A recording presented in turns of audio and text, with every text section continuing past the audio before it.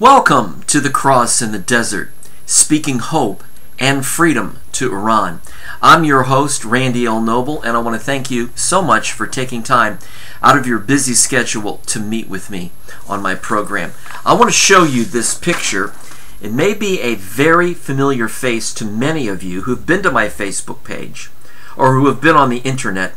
And this is young 26-year-old Reyhaneh Jabari. She is currently on death row in Tehran, Iran, awaiting imminent execution. In fact, it will happen, according to the regime, in less than 72 hours. This execution has been postponed twice, once back in April and just a few days ago because of the international outcry and the reaction of many human rights activists who are outraged for what she is doing in prison. You may ask, what is her crime? Well, let me show you this next picture. Reyhaneh is sentenced to hang in Iran for killing her rapist in self-defense. And if you're familiar with Iran, you know the status of women there and how they're treated. This is another photograph of her in a courtroom setting pleading her case. According to Islamic teaching, the testimony of a woman is only worth half that of a man. There is so much I could say here about the second-class citizenship of women in Iran and how they're treated and how they're discriminated against. I could quote from you the hadith where Muhammad has said that the intelligence of a woman is deficient. And so we could go into many examples of how women are looked upon. But I want you to see another photograph of Reyhaneh in a very private moment, probably silently praying as she stands in the courtroom. And in less than 72 hours, she will face the gallows. Her execution has been postponed twice. And this video is to speak out and to pray for Reyhaneh, to urge you to come to my Facebook page and sign her petition. I want to tell you a little bit of background about Reyhaneh's case and what brought it to this point. Back in 2007, Reyhaneh was at an outdoor cafe setting, I believe, talking to a friend about her work as an interior designer. And a man named Morteza Sarbandi overheard this conversation. Mr. Sarbandi was a former intelligence agent for Iran. And he overheard her talk about her work, and he approached her, asking if she would come and help him redesign his office since she had experience as an interior design. Well, Reyhaneh was escorted to Mr. Sarbandi's apartment in his car. And when she came inside, he began to approach her and to attempt to sexually assault her. And Reyhaneh did what any normal woman would do in a situation like that. She attempted to defend herself. And in the process of defending herself, she found a small kitchen knife. And in order to do what she could do to get away from his approaches, she stabbed him in the arm and then fled in fright. And as she ran out the door, Reyhaneh recalls there was another man there.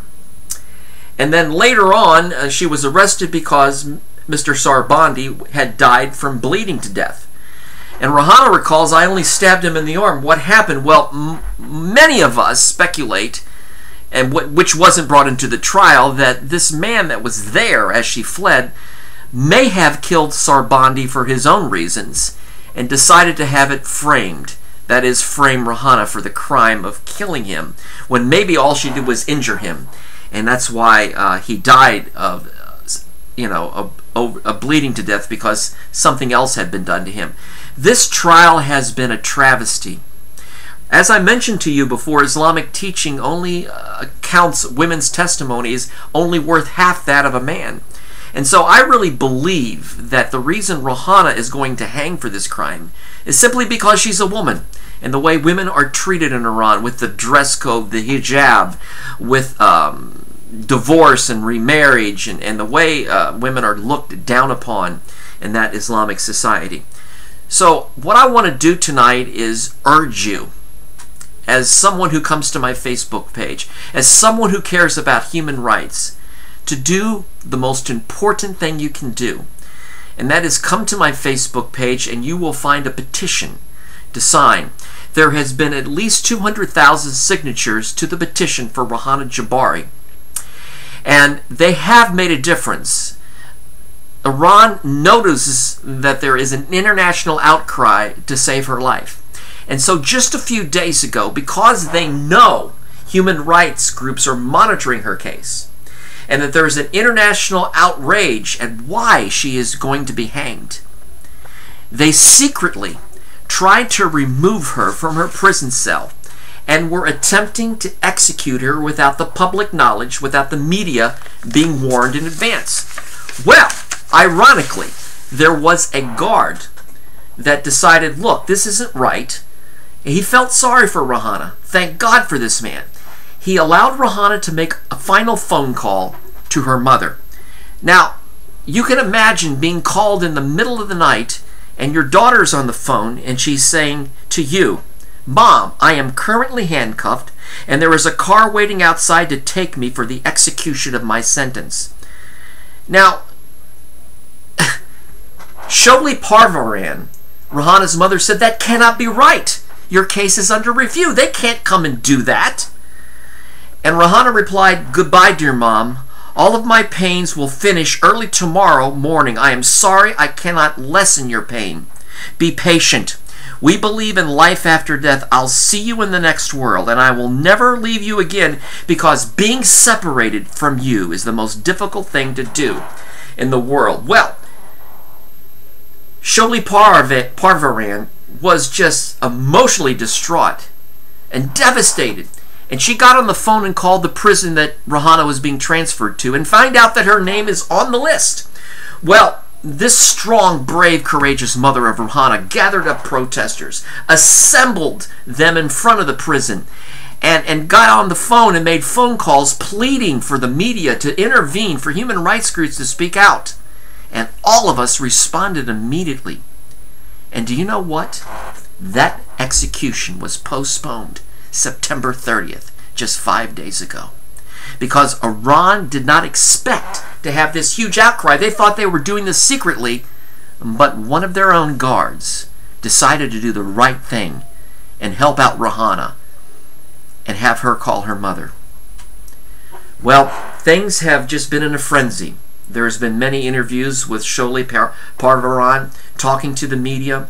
Brave as that is, because to do that could mean her death in Iran for speaking out for her own daughter and going to the media. But she's brave and courageous, Sholi Parvaran. But now she has said it has been confirmed that Reyhaneh's execution is going to take place on Wednesday, October 8th. Today is October 5th. By the time I'm making this video, it's after 3 o'clock in Iran, October 6th. We have less than 72 hours. And I want you to take a look at this. Since Rouhani has become president, the executions have tripled in Iran. So many political prisoners have seen these nooses for the last time. This is what Reyhaneh faces. But remember, her execution has been postponed now twice.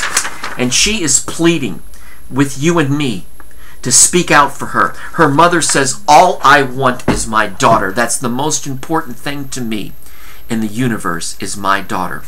So this is what I want you to do. All day today, all of us have been busy on the internet, on Twitter, tweeting a tweet storm for Reyhaneh Jabari, posting articles, putting the hashtag up.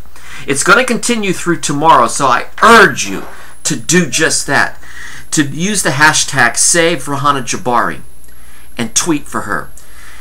We will not be silent. We will speak out for Reyhaneh and do our best to say no to this unjust execution. We will speak out and we will pray. And I urge you now to please go to my Facebook page. One click, one signature, one tweet can save Reyhaneh's life. I appreciate you taking the time to spend with me on this special edition of The Cross in the Desert.